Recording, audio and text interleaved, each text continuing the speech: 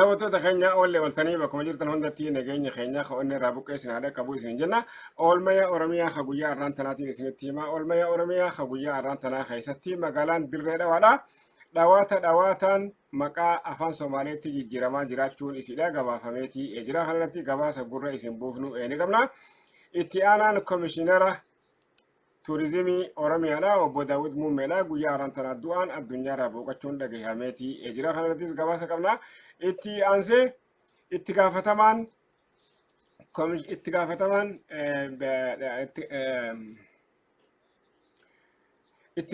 mirga dhala namaa Itoophiyaadha.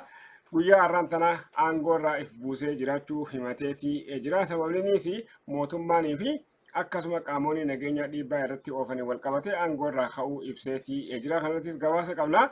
Naannoo Tigraayitti beelli hammaatee jiraachuun himameetii jira. Kanarrattis gabaasa qabna. Jabuutiin osoo ifiifuu waraana hin qabne waraana Somaaleetti erguun komii kaaseetii jira. Kanarrattis gabaasa qabna. Abiy Ahmad waggaa kanatti biqiltuu miliyoona 8 dhaabuudhaaf karoora kan qaban ta'uu ibseetii jira. Baha Oromiyaadhattoo maaltu hojjetamaa jira? Kanarrattis gabaasa gurra isin buufnu ni qabna. Hooggantoonni naannoo Somaaleedhaa kanneen magaalaa Mooyaaleedhaa nuutu bulchaa jira jedhan hidhamanii jiraachuun isaanii gabaafameetii jira. Kanarrattis gabaasa qabna. Paartiileen siyaasaa naannoo Ogaadeen keessa sossohan ibsa KFO'n fi ABO'n baasan irratti ibsa baasaniitii jiranii. Kanarrattis gabaasa qabna. Dhaamsoota keessaan nu dhaqqabaniis isin biraan geenya daawwattoota keenya kanneen jaan hangafoota oduu teenyatan har'aati. Odeessa keenya tartiiba isaa eeggateetii isin bira gahuudhaaf jiraata. Fagoodhaaf dhiyoo teessanii warreen nu daawwachaa jirtan. Chanaala Hegeree Miidiyaa laafatti argachuudhaaf laayik, sheer, sabskiraayib waliif godhuu hin dagatinaan isin jaa. Ammallee qophii keenya yookaan miidiyaa kanatti miseensa yookaan minbara ta'uudhaaf jooyin bakka jettu tuqxanii minbara ta'uu hin dagatinaan isin jaa. Oolmaya Oromiyaa ka guyyaa har'aan tanatti nu dabarsaa magaalaan Dirree Dhawaadha. Dhawaataan maqaa Somaaleetti jijjiiramaa jiraachuun isidha gabaafameetii jira. Gabaasa riippoortara teenya Asmaa Diimaanaatiin qophaa'ee dhageeffannee walitti deebina. Suuraa Somaaleen daangaa irratti eegalteen hanga handhuura Harargee bulchiinsa Dirree Dhawaa gahuun araddaalee baadiyyaa maqaa Oromoon ganama itti baafaterraa gara afaan Somaalee jijjiiruun eegalamee jira. Lafa bu'uura ganama Oromoota magaalaa Dirree Dhawaa keessatti iddoolee tokko afaan Oromoorraa gama afaan Amaaraatti jijjiiramaa kan ture yoo ta'u yeroo ammaa kana hanga baadiyyaa bulchiinsaatti gadi bu'uun afaan Somaaleetti jijjiiruu eegalanii jiru. Akka fakkeenyaatti kilaastera Jaldeessaa iddoo jedhamuun beekamu paarkiiwwan kan of keessaa qabuu fi paarkii kana keessa bineensonni hedduun leencaa dabalatee kan jiraatan yoo ta'u maqaa isaa ganamaa kilaastera Jaldeessaarraa gara kilaastera Qalaadee jecha afaan Somaaleetti jijjiiruuf hawaasa karaa inni hin hubanneen shaakalchiisaa jiraachuun eeramee jira. Kanuma mirkaneessuuf itti aantuun hooggansa biiroo aadaa fi turizimii bulchiinsa Dirree Dhawaa miidiyaaleedhaaf ibsa kennituun yeroo baay'ee kilaastera Jaldeessaa kilaastera Qalaadee yeroo jechuudhaan fayyadamtu dhagahamuun baratamaa ta'ee jira. Dubbiin kana qofaan hin dhaabbanne iddoo bu'uura magaalaa Dirree Dhawaa kutaa magaalaa Kaziiraa keessatti kan argamu siidaa farda Oromoo ibsu buqqa'ee gaalaan akka bakka buufamuuf karoorfamee jiraachuunis dhagahamee jira.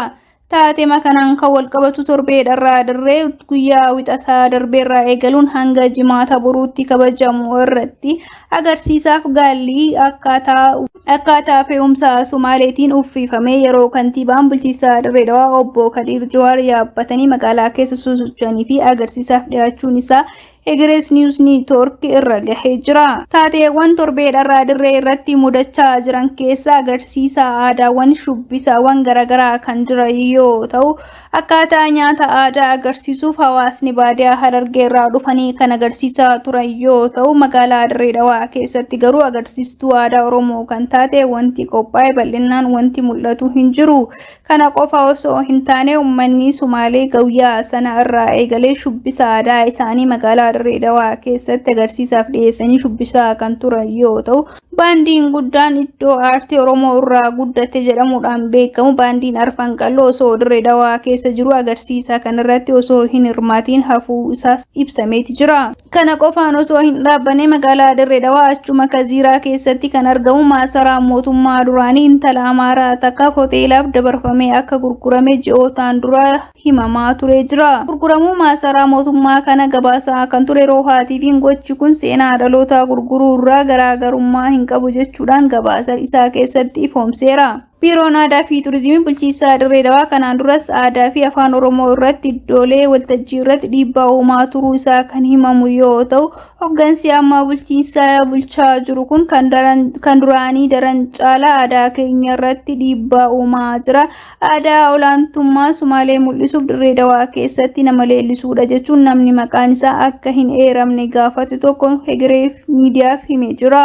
Gabaasa riippoortara teenya Asmaa Diimaraatiin qophaa'ee waliin dhageenye gabaasa kana keessatti magaalaan Dirree Dhawaadhaa yookaan naannoleen hedduun fi maqoonni garaagaraa Somaaliidhaatti jijjiiramaa jiraachuudhaan walqabate baarkiin magaalaa Jaldeessaatti argamu afaan Somaaliidhaatti jijjiiramee jiraachuu itti gaafatamtuun tuurizimii Dirree Dhawaadhaa yeroo adda addaatti afaan Somaaliidhaatiin dubbachaa turuu isiidha.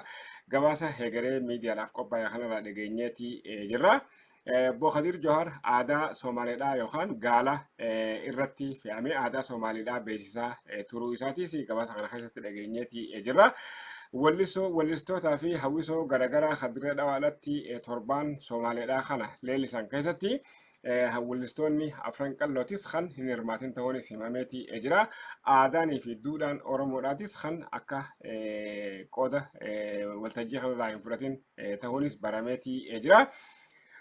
Oduu itti aanaan komishinara komishinii tuurizimii Oromiyaadha. Obbo Daawit Muummeedhaa guyyaa har'aan tanaa du'aan addunyaarraa boqochuun isaa dhagahameetii jira. Gabaasa riippoortara keenyaa Lammii Sirriidhaatiin qophaa'ee dhaggeeffannee walitti deebine. Komishinarri itti aanaa komishinii tuurizimii Oromiyaa Obbo Daawit Muummee Alii guyyaa irraa balaa makiinaa isa mudateen lubbuun isaa dabruutu dhaga'ame. Obbo Daawit Muummee duula biqiltuu dhaabuutiif magaalaa Adaamaatti ba'ee odoo galaa jiru balaa makiinaa isa mudateen lubbuun isaa yoo dabartu ilmaan isaa lama wajjin makiinaa keessa turan miidhamuudhaan hospitaala galaniitti jiran. Obbo Daawit Muummee Alii dhalatii kan guddate godina Arsii aanaa Gololchaa ganda Haroo Akkiyaatti yoo ta'u nama naamusa hojii qabachuudhaan hooggantummaa adda addaatiin uummata isaa tajaajilaa ture ta'uu bulchiinsi aanaa Gololchaa ibseeti jira. Obbo Daawit qabeenya Ikoo tuurizimii Oromiyaan qabdu adda baasuun kunuunsa irratti hojii guddaa hojjetaa kan turee fi qabeenya Oromiyaan qabdu addunyaatti mul'isuuf nama gahee guddaa taphate ta'uu komishiniin tuurizimii Oromiyaa ibseeti jira. Malees Obbo Daawit Muummee bara dabrii bara 2024 keessa qabeenya uumamaa godinni Harargee ba'aa qabdu kan gaara Qundhuudhoo miidiyaaleen akka gabaasaniif afeerraa taasisuu fi Adaman Broadcasting Service ibseeti jira. Komishinarri komishinii tuurizimii Oromiyaa Aadde Lalisee Dhugaa Obbo Daawit nama kunuunsa naannoof quuqama guddaa qabu ta'uu himteeti jirti.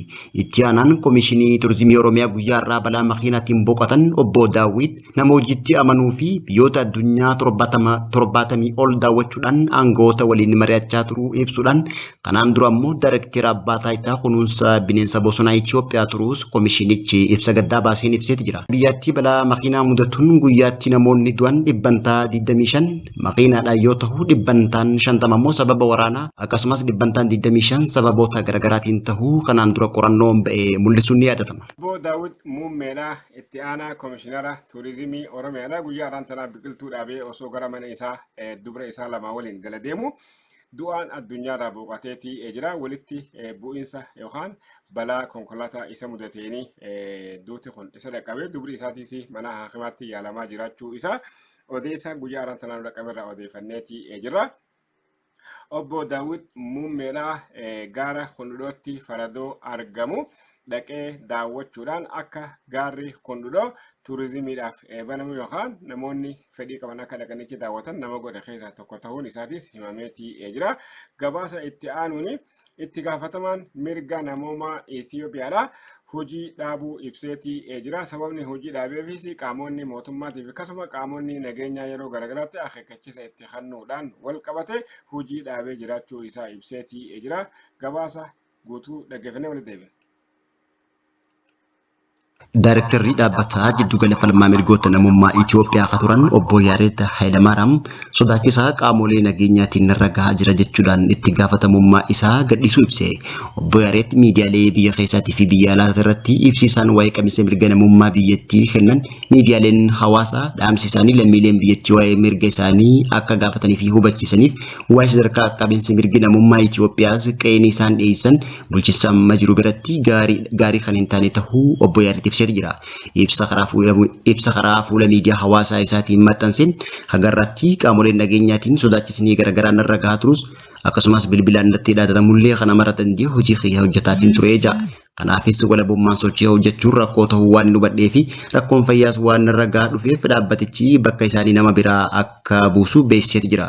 Boordiin dhaabbatichaa haga sadaasa bara 2025tti akka turu walii galullee garuu turtiin isaan dhaabbata jiddu gala falma mirga namummaa Itoophiyaa waliin qaban golabamuu ibseeti. Kanarraa ka'uudhaan torbee lama dura hojii isaa gadhiisuuf iyyata lammataa galchuus obbo Yaareetti ibseeti jira. Obbo Yaareetti ibsa kana karaa miidiyaa hawaasaa isaatiin erga dhiyeesseen booda yaadni kun ka isaa ta'uu fi nama biraa akka hin laallannes beeksiseeti jira.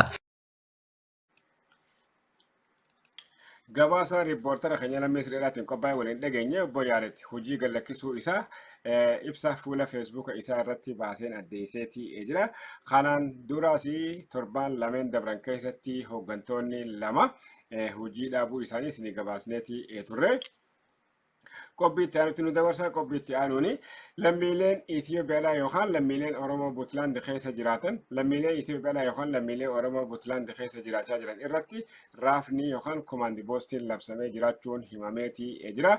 Guutuu gabaasa kana riippoortara teenya Asmaadii Malaa kunooti. Lammiileen Itoophiyaa Puntlaand keessaa akka yeroo hatattamaatti bahaniif ajajni irratti baafame.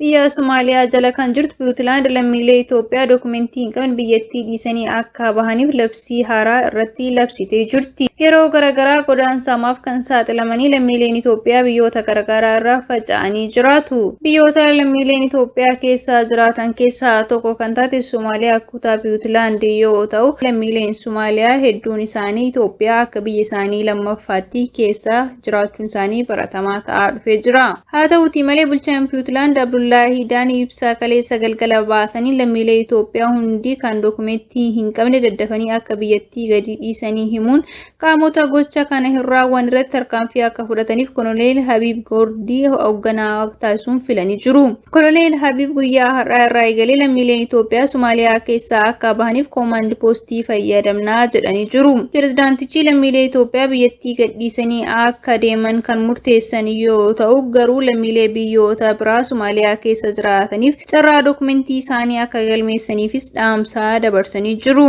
Pirezidaantichi murtee kana kan dabarsine lammiileen Itoophiyaa miseensa Al-Shabaab ta'uun nageenya biyya keenya irratti dhiibbaa uumaa jiran yoo jedhani yeroo adda addaa biyyoota hedduu keessa ari'amaa kan jiran lammiileen Itoophiyaa haalumaan wal fakkaatuun Jibuutii keessa qabeenya horatan gadhiisanii tarkaanfii mootummaan biyyattii irratti fudhateen biyyattii gadhiisanii bahuudhaan rakkachaa turuun isaanis kan yaadatamudha. Lammiilee Itoophiyaa hajaamu malee lammiilee nama Puntlaand keessatti rakkachaa jiran lammiilee Oromoodhaati. Kanaan durattis jaarraa 14ffaa jaarraa 13ffaadhaa keessa bahara Soomaalii kana guutuu Soomaalii keessa kan warri qubachaadhaa ture Oromoodha. Irra duulamee ammaa kanatti seenaan wal deebisaa duuba deebi'aatii jirti fakkaatti. Saniifuu Oromoo ammallee akkuma duritti irra duulanii naannoo san keessaa baasuudhaaf komaandi poostii irra labsanii komaandi poostii labsuu bira kutanii jeneraalli sadarkaa olaanaatti biyyattii keessa argamu jeneraal Habiib kan jedhamu uummata Oromoodhaa akka biyyattii keessaa baasuuf komaandi poostii labseetii jira. Gabaasni gabaasa riippoortara teenya Asmaadii Malaatii ture. Itti aansee naannoo Tigraayitti gogiinsa yookaan roobni qaqallatuudhaan wal qabate rakkoo midhaan nyaataa dhabuu bira gahanii jiraachuun isaanii gabaafameetii jira. Gabaasa riippoortara teenya Asmaadii Malaatiin qophaa'e ammallee dhaggeeffanna.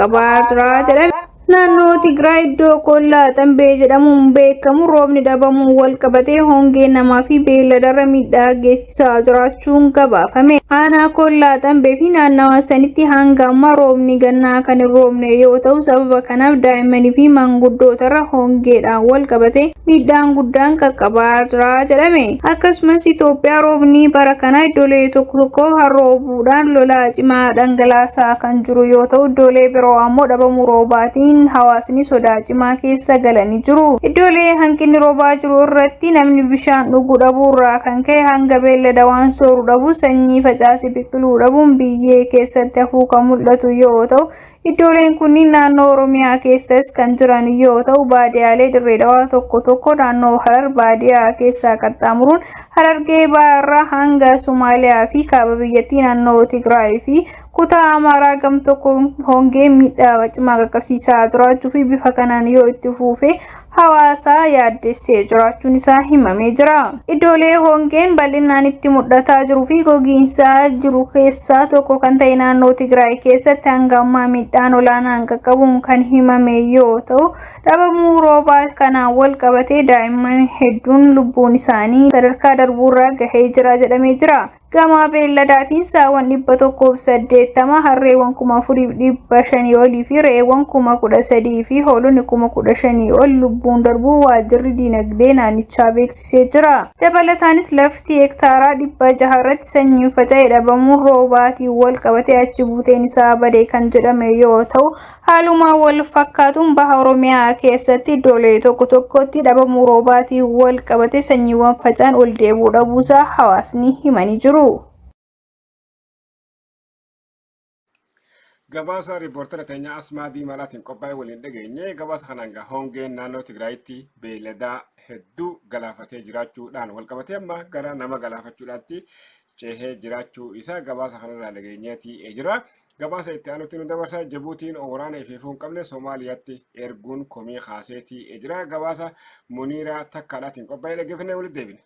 Waliigalteen kun loltoonni Jibuutii Soomaaliyaatti akka bobba'aniif biyyoonni lameen waliigaltee mallatteessuutu gabaafame. Soomaaliyaa fi Jibuutiin waliigaltee biyyoonni gaanfa Afrikaa lameen waliif mallatteessan kanaan loltoonni Jibuutii dabalataan Soomaaliyaatti bobba'uu jedhameeti jira. Ta'us garuu waliigalteen kun hammam dhugaa akka ta'es shakkii qabaachuu fi qabiyyee waliigaltee kanaa guutuunsaa haga ammaatti wanti ifa tahee kan hin jirre tahuu isaati. Waliigalteen Jibuutiitti mallatteeffame karaa ministeera raayyaa ittisa biyyaa Soomaaliyaa ifoome akka ibsutti waliigalteen haarawaa mallatteeffame kun dhimma biyyoonni lameen irratti akka xiyyeeffatamuuf waliif galaniiru haala loltoonni Jibuutii dabalataan daangaa Soomaaliyaa keessatti bobba'an kan qajeelchuudhas jedhame. Ministeerri raayyaa ittisa Soomaaliyaa waliigalteen kun biyyoonni lameen haala kabaja waloo mirkaneessuun bifa kamiin bobba'aa raayyaa waraana kanaa akka gaggeessan itti gaafatamummaa qaamolee lamaanii waltumsaa jiraachuu kan ibsu tahuu hime.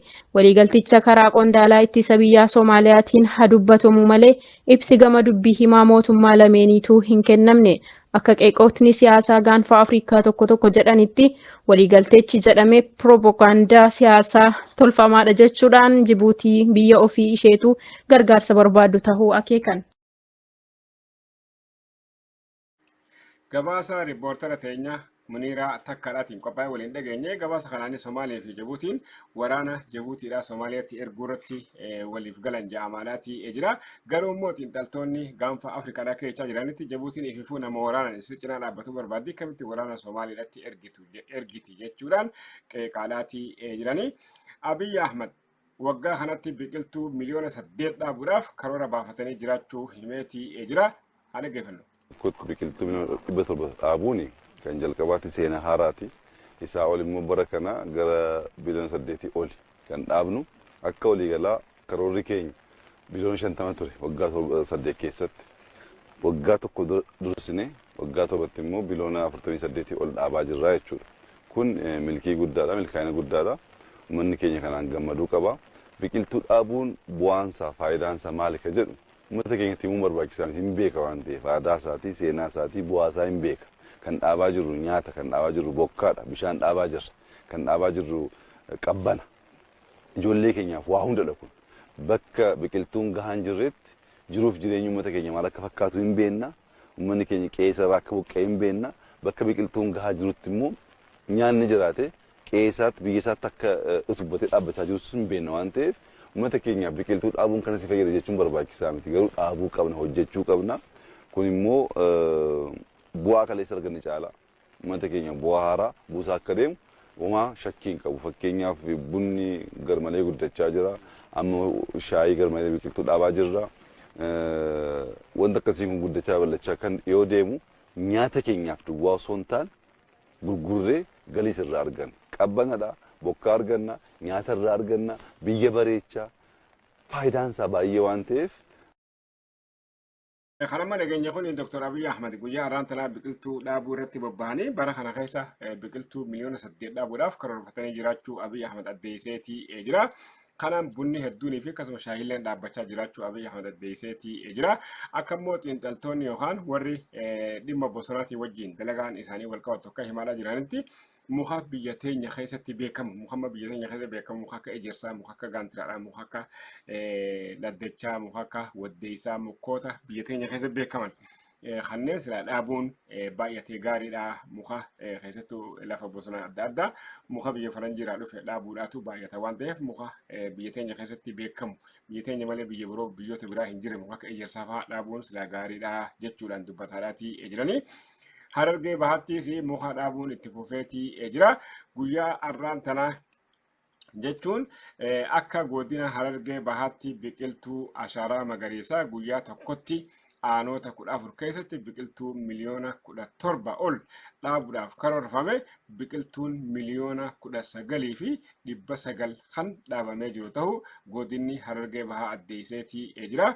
Gaa addee miskiin mata duree taatee biqiltuu dhaabuu irratti hirmaatteetii jirti. Warra Harargeedhaa lafti gammoojjawaa waan deemuuf guyyaa tokkotti biqiltuu miliyoona 19 dhaabuu isaaniitti hedduu gammannee jirra. Kuni jabaatee itti fufuu qaba jenna. Kuni biyya takkatti biyyi tun biyya tiyyaa jettee namni akkasitti ifkannee waan akkasii dhaabuun hedduu waan gaariidha. Warri dhaabaa jirtan dhugatti galatoomaa jenna. Itti aansee naannoo Somaaliidhaa ti warri naannoo Mooyyaaleedhaa nuti bulchaa jira jedhanii himataadhaa turan qaqqabamanii hidhamanii jiraachuun isaanii gabaafameetii jira. Namni warreen qabaman keessa Ibrahim Adam Abraar Dinuur head of security fi poolisii Mooyyaaleedhaatu qabamee jira. Itti aansee nama Abdii Usmaan Jaw head of Mooyyaalee waradaadhaatu qabamee jira. Akkasuma Ali Garaaw commander of poolisii dhaa Mooyyaaleedhaatiitu qabamee jira.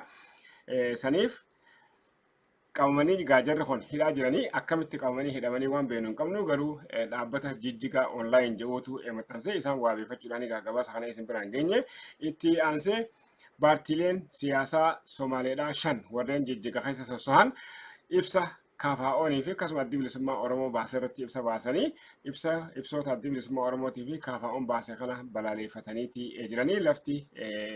Labsiin yookaan ballamaan Somaaleedhaa murteessee lafa Somaaleedhaati Oromoo maaltu naqee jechuudhaan ibsa baasaniitii jiranii.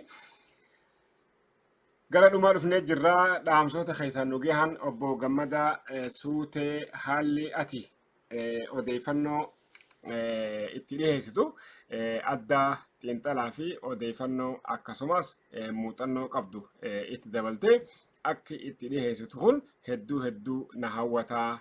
Ani Hegeree Miidiyaa waggaa 3 oliifiin hordofaan turee ammas barbaadeetumaan akkasitti hordofaadhaa jira. Isin dhageeffachaadhaatiin jira. Biyya tana ilaaleen jira. Biyya teenyallee ilaaleetiin jira. Akki ati Harargee lameen lafa sikkoo mandoo itti dhiheessitu hedduu nama hawwataa nuuf jiraadhu. Miidiyaan kun akka guddatu abdiidhaan qabaa fayyaa tahaa namni jedhu Zawdee Kabbadee namni jedhu akkana jechuudhaan dhaamsa koomentii jalatti nu barreesse. Obbo Zawdee Kabbadeedhaa dhugatti galatoomii jennaani. Itti aansee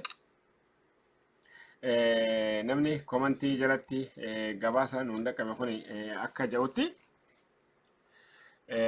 soba adii odeessaa jirtaa. Biyyi kamuu maallaqaan bishaan Abbaay akka hidhamuuf kan gargaare hin jiru. Burjaajii odeessitu Ijiptirraa dhageesseetii yoo ta'e jeeti gaafun namni dhimma laga Abbaay irratti maallaqni warri alagaadhaa maallaqa kafalanii jiraachuu nuti guyyaa kaleedhaa dubbannerra dhaabbateeti gaanis nu qeeqe soba adii dhaabii. Namni maallaqa kafalee hidha laga Abbaay kana akka ijaaramuuf nu gargaare tokkollee nu hin jiru. Kun egaa warra mootummaadhaatiin fakkaata. Egaa warri immoo qaqa kana nu kanne nutis wanni jennee mootummaan Itoophiyaadhaatis namni Chaayinaanis, Jarmaniis, Faransaanis, Itaaliyaanis jarri kun hundinuu gargaaranii jiran.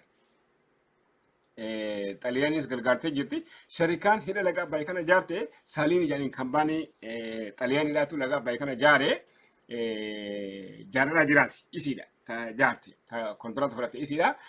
Torbinoota hundi Jarman irraa dhufeen Jarman. Wanni kun hunduu akka gargaarsaati. Wanni ati beekuu qabdu namni immoo koomintii tana nu barreesse wanni ati beekuu qabdu Faransaanis akkasi.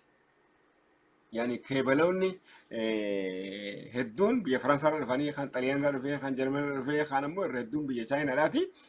Ameerikaan ammoo maallaqaanii gargaarra jette. Waan kana waan nuti jennee waan Tiraamp jee. Yani pirezidantiin Ameerikaadhaa waan jee anis atis kijibsisuun namatti ulfaata.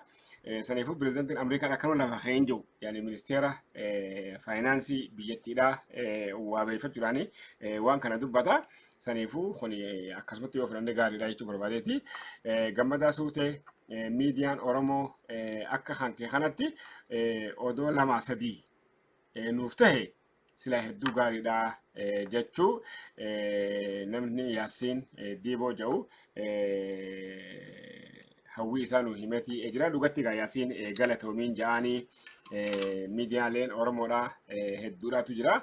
Ammoo dhimma saba keenyaa irratti xiyyeeffachuun miidhuma saba keenyaa qofa osoo hin ta'in namni keenya akkamiin miidhaa sun jalaa baha. Miidhaa akka seenaadhaatti guyyuu sanuma miidhuma sana itti haasawaa ooluu ni jira. Tolchee jira. Miidiyaan Oromoo kan ittiin beekaman illee isuma kana.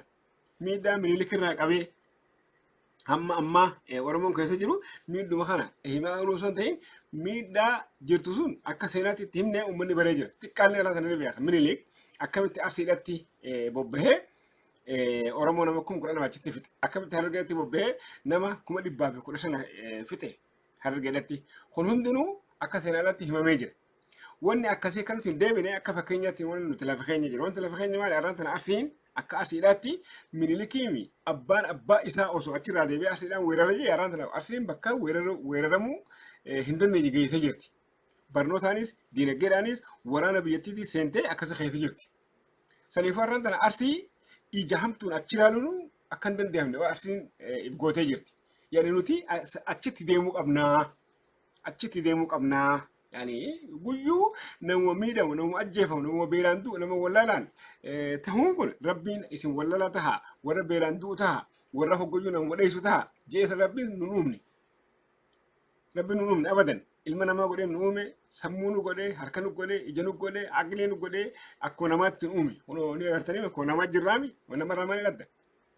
Rabbiin waan nuti qeeffatu akka leen qabu waan namaa godhe. Nutiifis nu godhee jira. Ammoo nutiitu if miidhaa jira. Mootummaan istoora biyyattii jiru hunda qawwee guutee, rasaasa guutee, kota hidhadhaa jee gaafa itti feeru lakki ani hidhadhuu jettee gaafa ambii biraa dhaqee hidhatee qawwee sanis ajjeesu nuti qawwee hin qabnu tanaaf duunee kayyuu sun wulillee isinirraan fudhannuu inni isin taqabbalu isa kana wanni nuti jechaa jiru. Yani waraana mootummaa keessa gaafa seentee humnaan jiraatte gaafa mootummaan waraana mootummaa sun ajajee dhaqaa Oromoo dhawaa jee waraana kamtu ajajamaaf waraana sun Oromoodha akkas ilaala. Yani bakki nuti deemaa jiru akkasi. Ammoo waraanni Oromoo dhaawaan hin jirreef alagaan keessa guutee waan jiruuf Oromoo irraa hijaa waan qabaniif deemaa Arsii dhawaa dura dhufee achi sibilleessu sani. Deemaa Harargee dhawaa dhufee achi sibilleessu sani waan ati keessa hin jirreef. Bakka namni irraa sibilleessu san dhaquudhaatu jijjiirama fidaa jenneeti isa san dubbachaadhaa jirra. Sani akkasitti san nuu beeku sanumaaf malee waan miidiyaa biraatiin caalu tokkollee hin qabnu nuti akkuma miidiyaa Oromoodhaatti dirqama gama keenyaa bahaadhaa jirra. Nama hundarra beeyna lakki abadan nillee hin jennu haasha lillaa.